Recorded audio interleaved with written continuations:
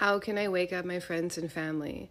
So I'm going to answer this question that I get all the time, and it's an answer that sometimes people don't like to hear, but I'm going to explain why I think it's true. So in evolutionary astrology, way back in the 90s, when a guy named Jeffrey Wolf Green founded this type of astrology, which is a type of astrology that I practice, he stated that 70% of the population lives in a consensus state, which is basically a herd mentality. So these are the literal NPCs of the world. So they don't form independent thought. When they want to know what their opinions are on certain topics, they just look to the external world.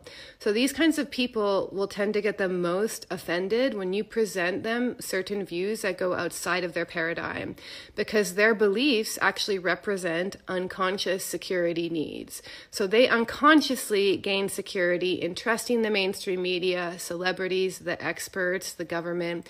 They basically can't really think for themselves, so they seek security in outsourcing their opinions to the outer world.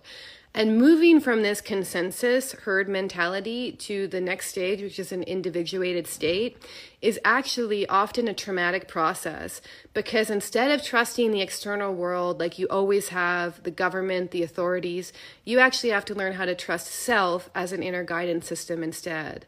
And in order to do that, you actually have to decondition and undo a lot of what you thought was true about yourself and the world in the process. So this is a really alienating and lonely process by design, because in order to discover who you are, you actually have to separate from the herd to begin with.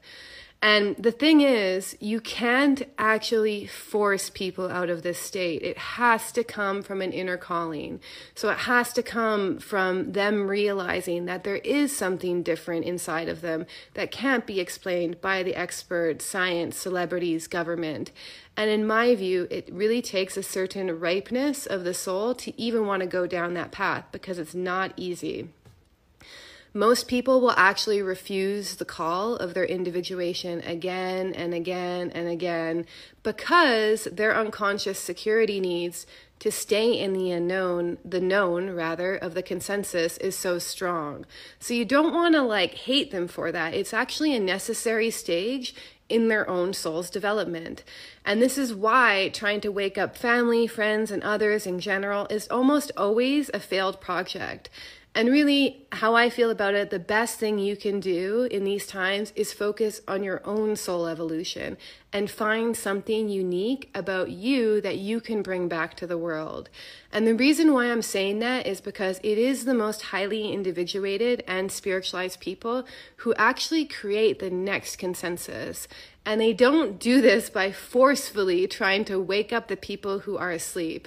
They do this by bringing back their true essence, their true nature, and their soul gifts back to the consensus, where they can uplift, inspire, and show people there's a different way to be.